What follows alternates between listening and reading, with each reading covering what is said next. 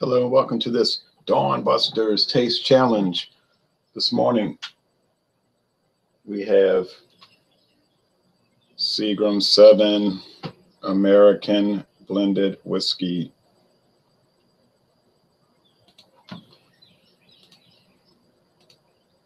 Okay, 80 proof, 40% alcohol, Seagram 7 Crown. Okay, 75% grain neutral spirits, corn distillate, and 25% straight whiskey from Indiana. Now, someone asked me, when did it move to Indiana? I said, well, that's where it started. It was always the American Seagrams. Okay, I know that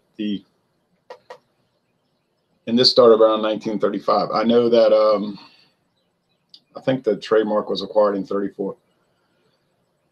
Over 80 years ago. I know that Seagram's VO was what, 1911, and then they had this, and then back in Canada they had Crown Royal, which is nearly 80 years old. I talked to somebody in Canada. He said that he's never seen Seagram 7 Crown there. So I don't know. He said he couldn't get it. He checked his liquor store. Versus, now, what are we going up against? Barton American Premium now. Premium American whiskey, a blend. This is 80% grain neutral spirits, 20% straight whiskey. Both of these are aged a minimum of 4 years. I don't know what the actual age is. They don't say, but I know it's at least 4. Talking about the whiskeys are aged a minimum of 4 years. Of course, the grain neutral spirits, the corn distillate, is not aged. All right. Seagram's very popular around here. Every store has it. Every sort of bottle size, and they forever running specials, like it's like a perpetual sale. You know what I mean? There's always this price, but then they'll have a different special next week. It'll be another price, and then another price, and then sometimes, like right now, for instance, like right now, Wayne Banks says, "Good morning, sir." Good morning to you, Wayne. Right now there is a Diageo, because Seagram's is part of Diageo now. The Seagram's whiskey line, not the gin. That's part of a different company. But they're running a special. If you buy 1 bottle, you get $3 off. If you buy 2 bottles, you get 7, and then it goes up, up, up, which is good. It's not a discount, it's a rebate. So you buy it, you keep your receipt, you mail it in. They send the check pretty quickly, so you can save a lot of money on. And you can mix and match. You don't have to buy like just this or just that. As long as it's a Diageo brand, in any combination,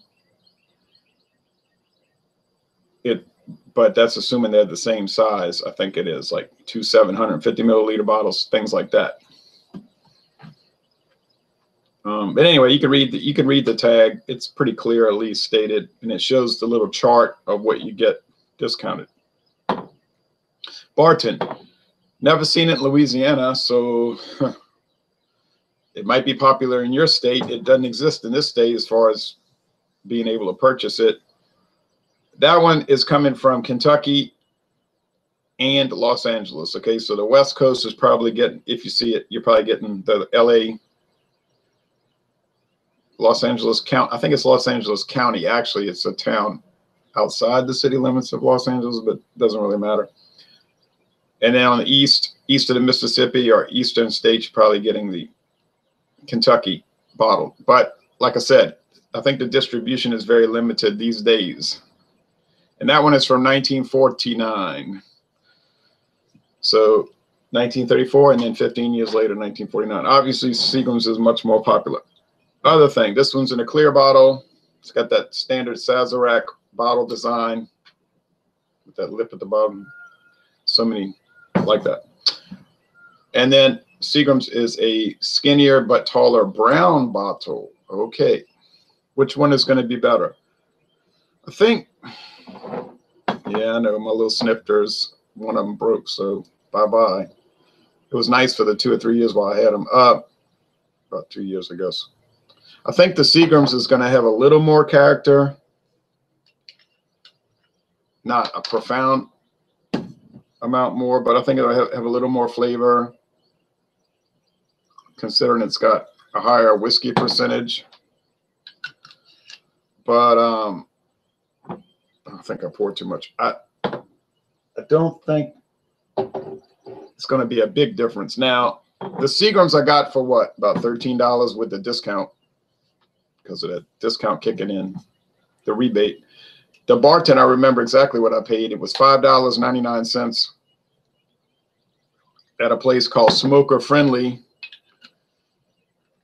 on US Highway 60 westbound, right on the corner of US Highway 127, right at the junction.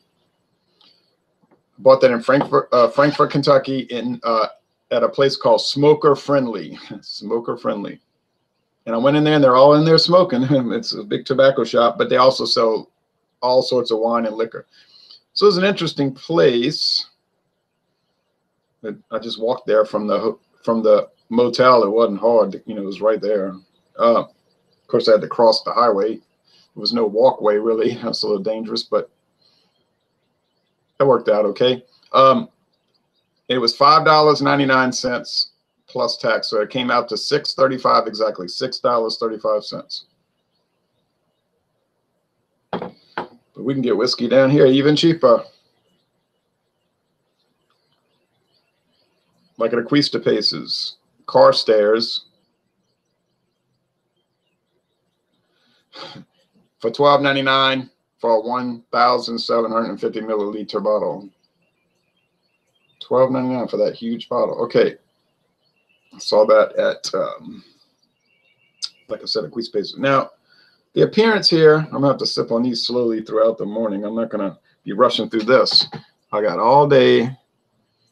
Have some things to do, house cleaning, so there's no need to rush.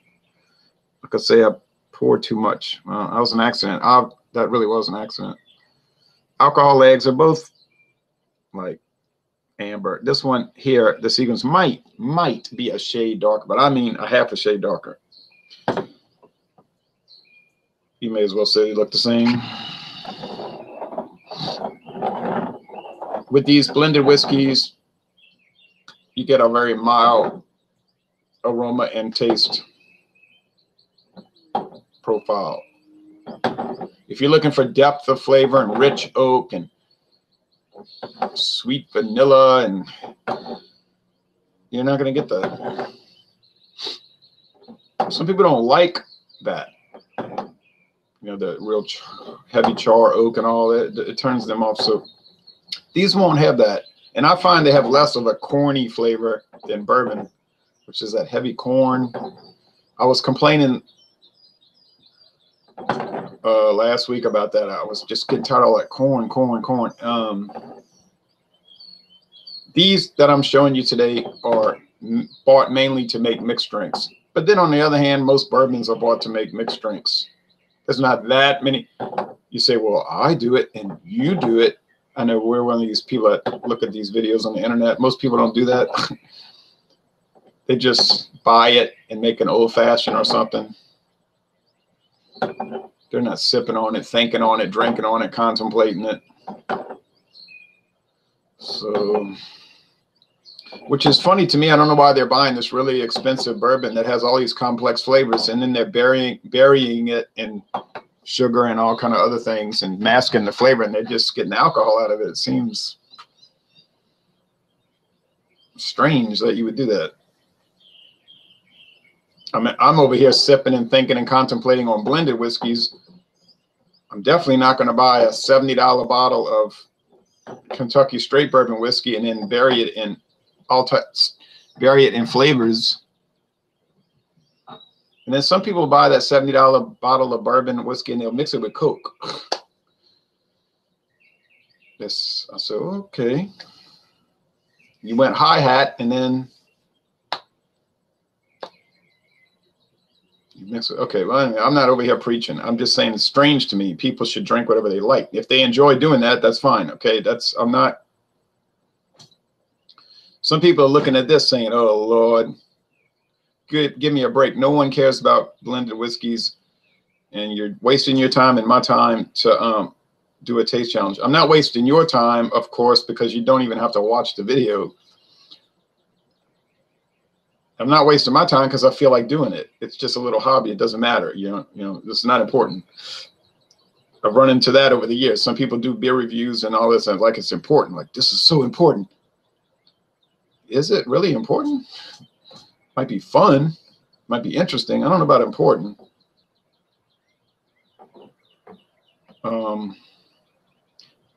That cracks me up about video reviews. People will complain like, this guy, not me, for instance, but like some other video reviewer, he talks like for 5 minutes about the product and he reads the label and all of this. Like, why couldn't you just do that on your own and look it up? Well, I agree with that. But why couldn't you just skip over all that? That's all I do anyway. If I'm watching a video, I don't want to see all that. Oh, and like what I'm doing now, you know, all that extraneous talk about the beer. A lot of times it has nothing to do with the beer. I mean, it is interesting sometimes here where they bought it and well, I just skip over to where they're pouring it. Here's the color, you know, appearance, aroma, taste, body, mouth, you know, finish. Here's what I think about it. Does it justify the price? Does it justify the price, etc.? And here's my score. It's so easy to do that. I don't know why. It's like you're not. And then some people will say, "Oh no, I have to watch every video from start to finish. I'm a completist." I don't know why you have to do it. That's a compulsion. I don't have that compulsion. Rolling Rock. Good morning. Arch Stanton said, "Isn't Seagram 7 Crown the original base spirit for 7 and 7?" That's what I've heard. Yeah. Back in the 40s, 1940s. Oh, and one more thing. The 7 Crown is what they used to sell as 5 Crown. Okay, now if you look at the old advertisements from the 1930s and early 40s, like say around because during World War II, everything got screwed up. So it kind of like messed up all the aging and everything. So I think that's when 5 Crown got dropped, something. But they used to have Seagram's 5 Crown, which was the 75% grain neutral spirits and the 25% straight whiskey. And then they had 7 Crown, which was a much higher percentage of whiskey. It might have been like 60-40 or something like that, 65-35, I think. You could just look at the old ads, look in Google, Yahoo, Bing, whatever they got, those search engines, and but they dropped the 5 Crown, but they actually kept it and just started calling it 7 Crown. So that's pretty interesting, right?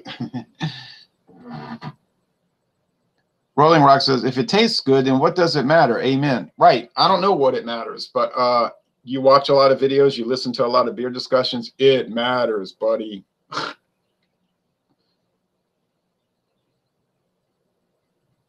People will base their friendship with you upon what you drink, which that sounds crazy, right? But this is part of the badness of life. All right. Aroma.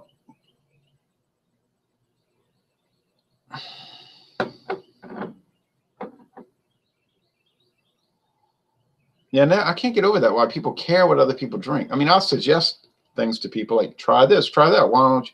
Like the people next door, they love Bud Light. That's all they drink all the time.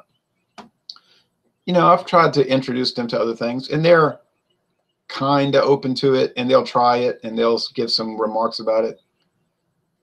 But they're not going to change. They're not going to. That's just humoring me. They're just trying to be nice. They have no interest, no real interest in that. I'm saying, oh, Negro Modelo is so much richer and has so much more character than Budweiser. Okay, but they don't care. All right.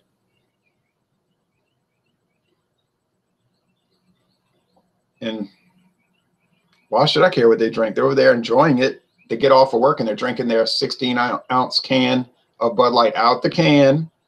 You know what I mean? They're over there drinking it out the can. And I'm shaking my head to myself saying, why don't you pour it in a glass and release those esters and you get more flavor and everything? That is not going to happen, and they don't want to hear about it. Okay. So there's a lesson, right? This one smells faintly woody. It's faintly caramel, faintly of everything commonly associated with whiskey, right?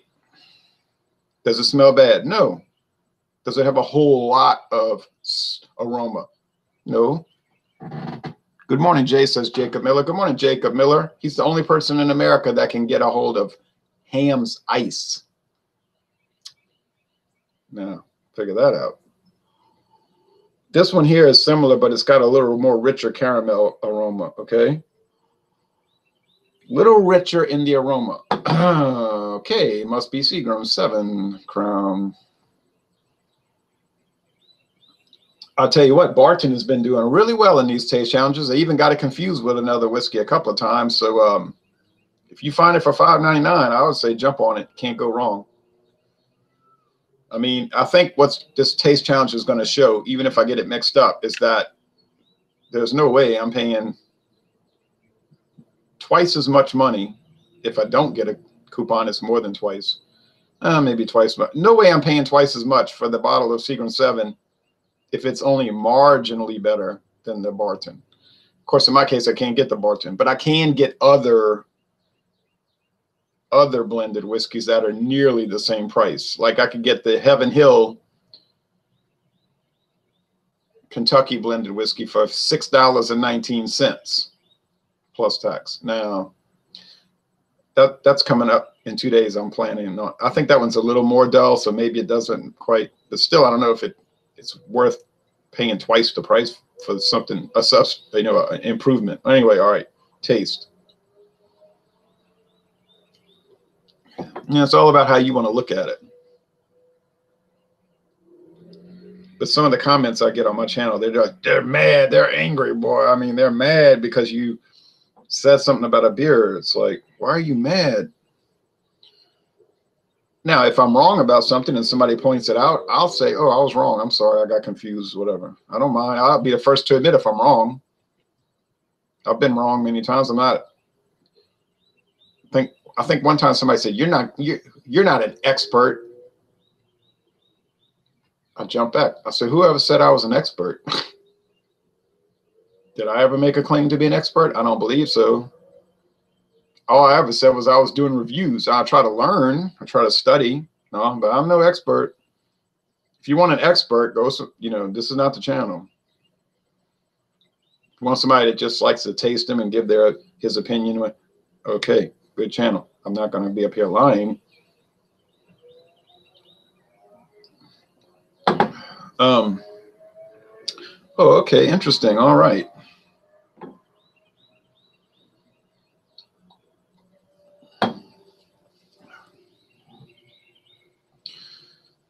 Now, I mean, James Madonna has done hangouts with me, and he's saying, folks, this guy's the master, the wizard of whiskey, and all that. That's just all, like he said, that's just a gimmick. He knows he doesn't even believe that. That's all like a show, He knows I'm not any kind of great expert. No, but you can learn. Anybody can learn. You can read, learn, study, get better at it, all right? Well, this is tough. Like I assumed it was right. Didn't I say it was going to be tough? Ooh, the heat. Ah, yeah.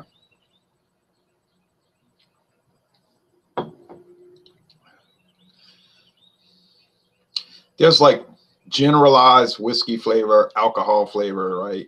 Like it's very standard. And then there's very mild, pale, mild, light, whatever you want to call it, wood flavor. Almost like a toothpick. Now, I don't know what kind of wood they use for toothpicks. Pine. I don't know what they use for toothpicks. Maybe they can't use pine. That would taste like turpentine. I don't know. I've never made any claim to be a toothpick expert. I don't even care about toothpicks. I just use them sometimes, but whatever. You know what I mean? Like, I'm not going to. I'm probably get a comment. Why don't you look it up? Why don't you do some research on toothpicks before you mention it? It's like, why would I do that? I said it tastes like a toothpick. Okay, that's as far as my interest. I'm not going to sit there and research all that.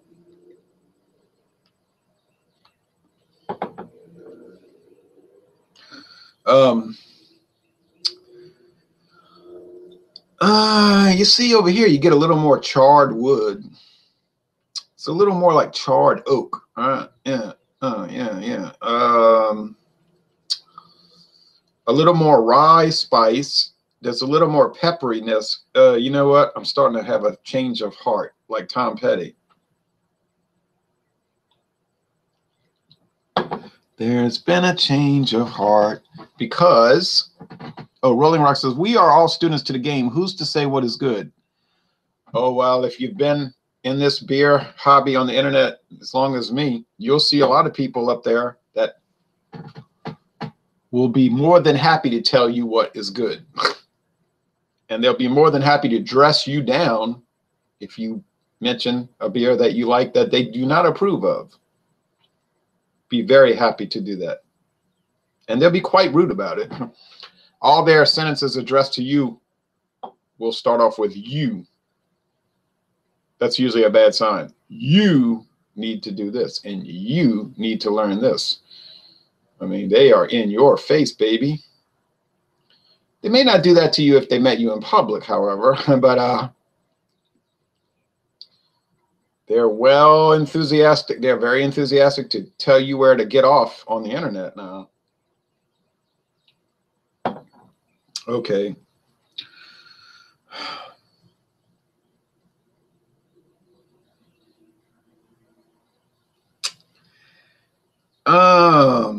I'm starting to think now they both have a strong alcohol flavor, but I mean, they are 40 proof, right? What do you think they're going to have? And I know some people that just hate that taste. Like they don't even like beer that has like a little booziness. And they tell me all the time, I can't stand liquor. Well, I mean, you know, that makes sense. If you don't like it, I would understand if you never wanted to drink it. That would be perfectly sensible, right? Don't let the haters get to you, Rolling Rock said. Oh, I'm not. I used to worry about it a little bit because like we would do hangouts and kind of started getting tired of doing that. And, you know, you have an opinion they don't like. And so then it's this whole rigmarole. And then I got people contacting me. This one said this about you and this one. I said, I thought it was supposed to be some kind of like big beer family. This is like a big beer nut house or main, you know, like a madhouse. But then I decided this is crazy. That was when I said I was 47 years old. I'm 49 now. I'm 47 years old. Why am I worrying about people who I don't even know? I don't know these people. I mean, they were pleasant or kind of on the internet. I don't know these people, okay? They can be whatever pronouncement they want to be. Like they can get on there and tell me, I'm a great expert. And okay, well,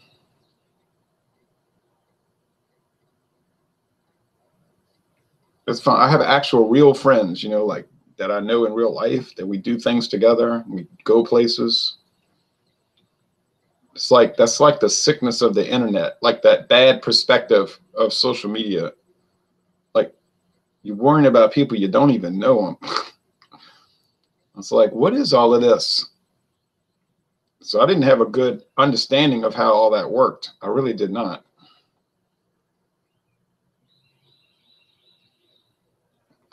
Like when I first joined Facebook, I thought it was just like a normal thing where you meet people and you talk, and I would talk to people like I regularly talk to people, you know.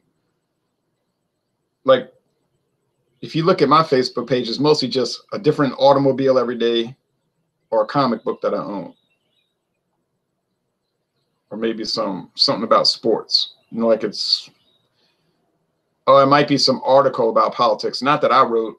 I used to write them, but nobody would read them. So I'll like post something that I read. You know, it's just general interest, you know, but and then you got other people, they always making these fiery political posts, like, but they'll do it all day long. After a while, you can't follow them because they just, all they do, like, do they really think people are going to read 10, 20 posts every day? I don't know what their deal is, but I used to, because I'm interested in politics and history and government, right? So I would make a comment. I figured my mind, I'm thinking they want some interaction about it. You know what I mean? Like they put this up there, so they obviously want discussion, but that's not the way it works. They want approval is what they want. Like Here's my belief about, I don't know, I'm talking about 6 years ago, Donald Trump, not Donald Trump, Barack Obama or something, I don't know, whatever current political thing. Here's what I think. And it's always like bombastic, you know, and like fiery and what you want to call it.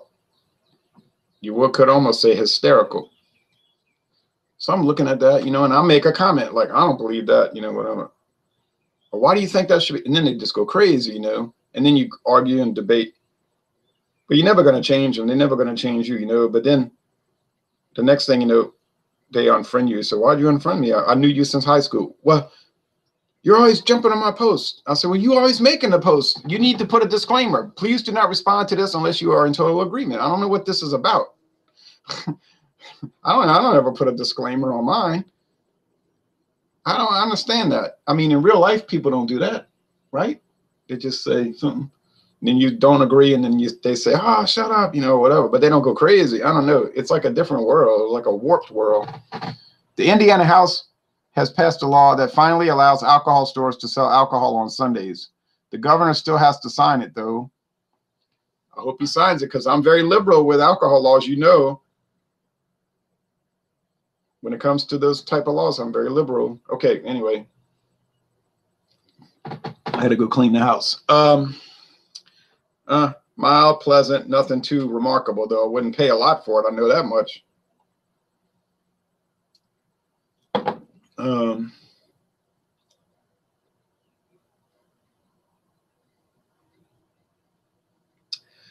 Same, but it's got more peppery spice and it's got more wood character. Oh, and going back to the social media thing, it's like I'm doing a video here about these blended whiskeys. Now, somebody comes on there and says, well, I don't like those.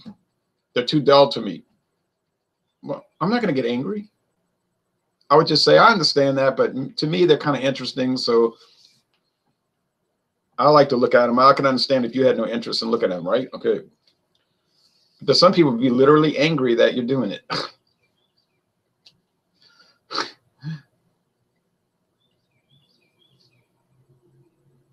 Now, or they might be angry that you say you would pay a lot for this, something, but you wouldn't pay a lot for something else. It's like, well, can't people buy what they want to buy? I think this is the Seagram 7, and I think that's the Barton. I'm going to tell you why. Barton is owned by Sazerac, and Sazerac tends to have a higher spicy rye content, okay? That makes me think that is the, because I don't recall Seagram 7 having any kind of rye notes. I mean, they might put rye in it, kind of like hops in beer, just to give it a little balance from sweetness. You know, because some beers have no hop, no perceivable hop flavor and aroma, but they have hops in it because if they didn't, you wouldn't be able to drink it. It'd be too like sickeningly sweet. It would be all one end and not the other end. So they might put hops just to balance it. And so they might have rye in the Seagram 7 just to balance it a little bit. But I'm going to say which one's better. I think the Barton is a little better, which is good because I paid a lot less for it. But is there a chance that I could be wrong about this? Yes.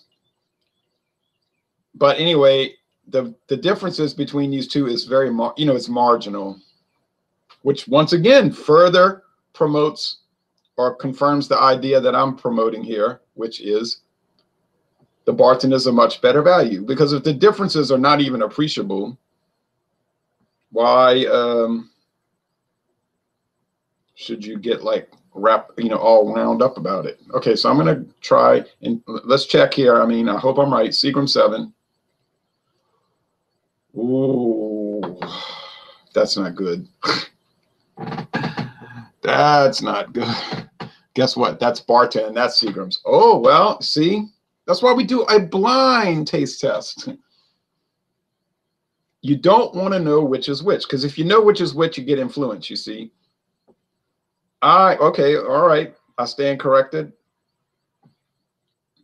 Okay, the Seagram's has more rye spice. Well, okay, so costs more money, but still I wouldn't pay $14, or let's say $12, because some kind of way some stores have it for 12, but usually it's kind of at least 12. Let's say 12.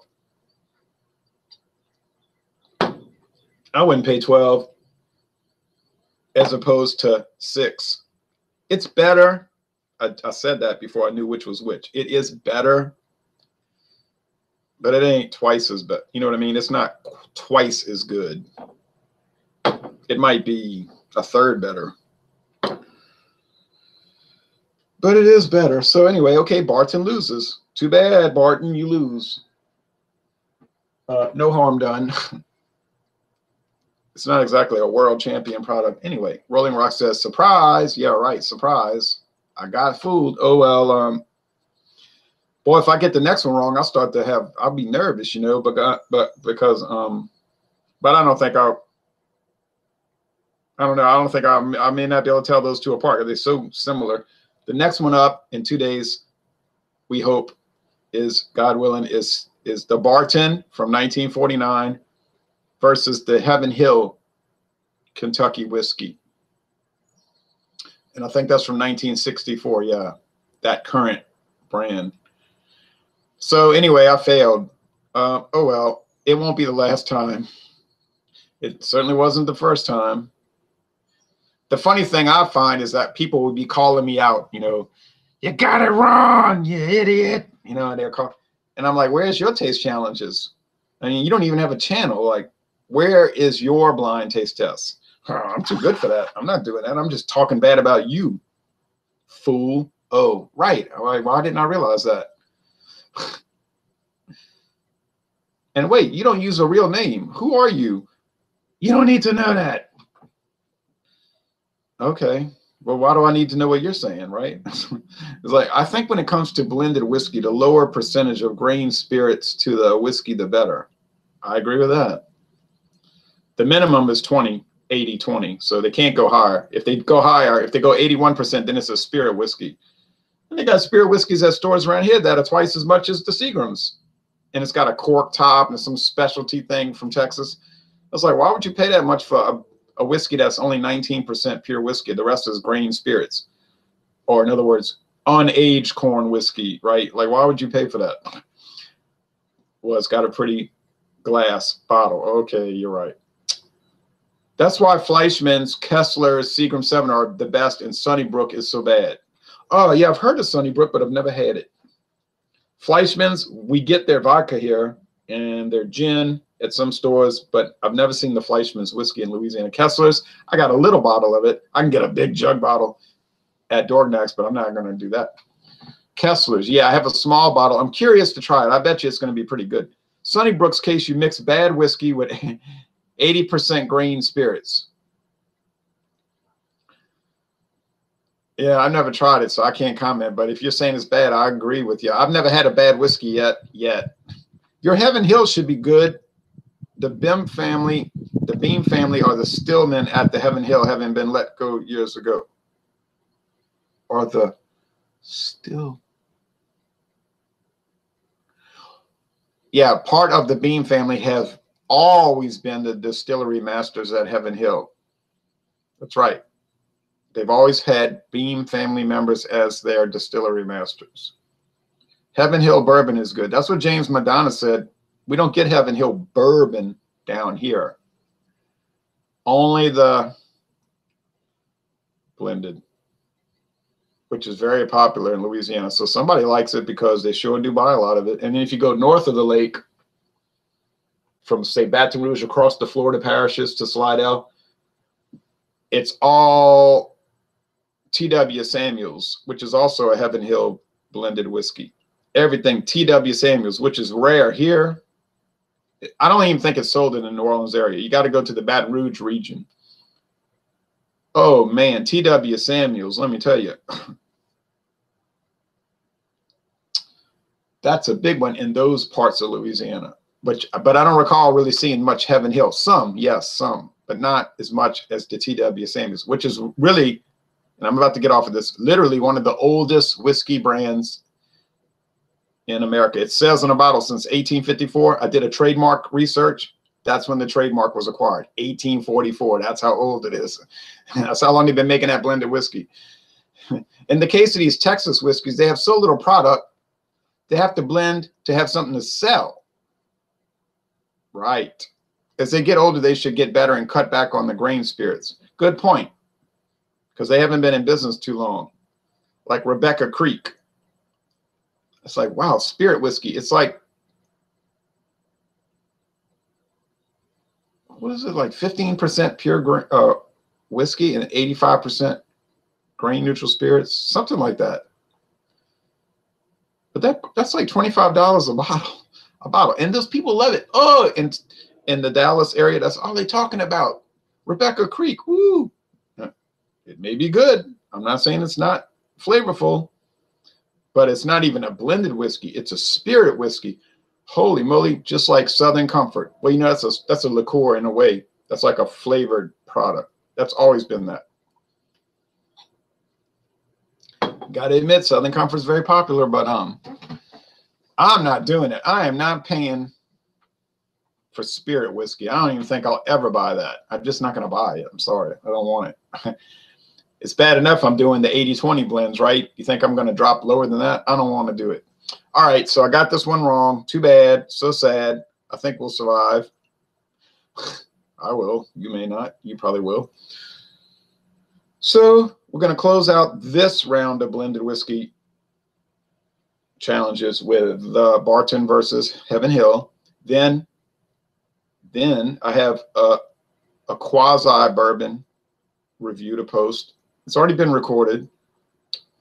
It's kind of like Early Times, you know, it's straight whiskey in the sense that it's 100% whiskey, no grain spirits. But they don't use new barrels.